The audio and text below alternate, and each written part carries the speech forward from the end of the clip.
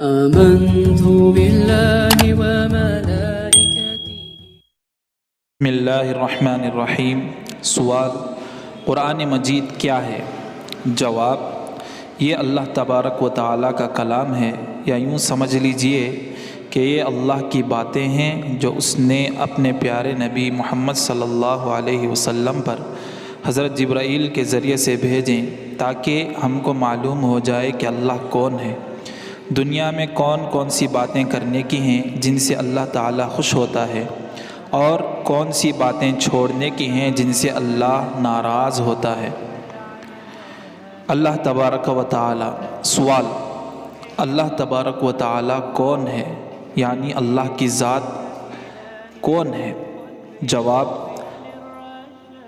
اس کی ذات کا سمجھنا تو عقل کا کام نہیں ہے۔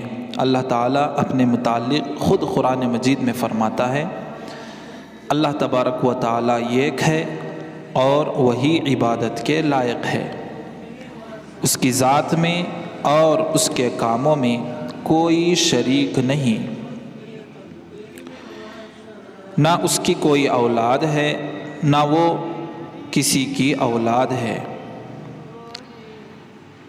وہ آسمانوں اور زمین کا نور ہے، وہ ہمیشہ سے ہے اور ہمیشہ رہے گا۔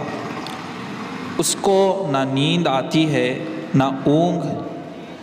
آسمانوں اور زمین میں جو کچھ ہے سب اسی نے پیدا کیا ہے، بغیر اس کے مرضی کے کوئی اس کے سامنے کسی کی سفارش بھی نہیں کر سکتا۔ جو کچھ ہونے والا ہے اور جو کچھ ہو چکا ہے سب اس کو معلوم ہے۔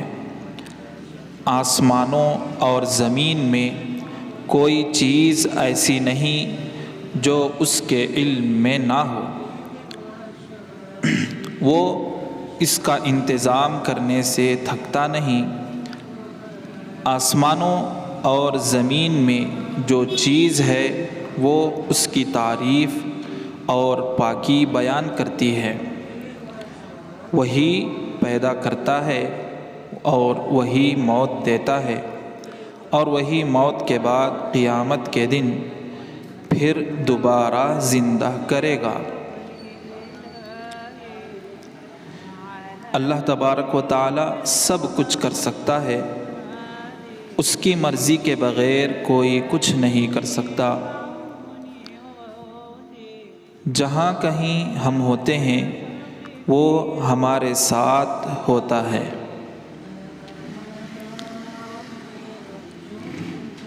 وہ ہمارے دلوں کی بات بھی جانتا ہے، اور وہی سب کو رزق دیتا ہے، جس کو چاہے تھوڑا، جسے چاہے بے حساب دیتا ہے۔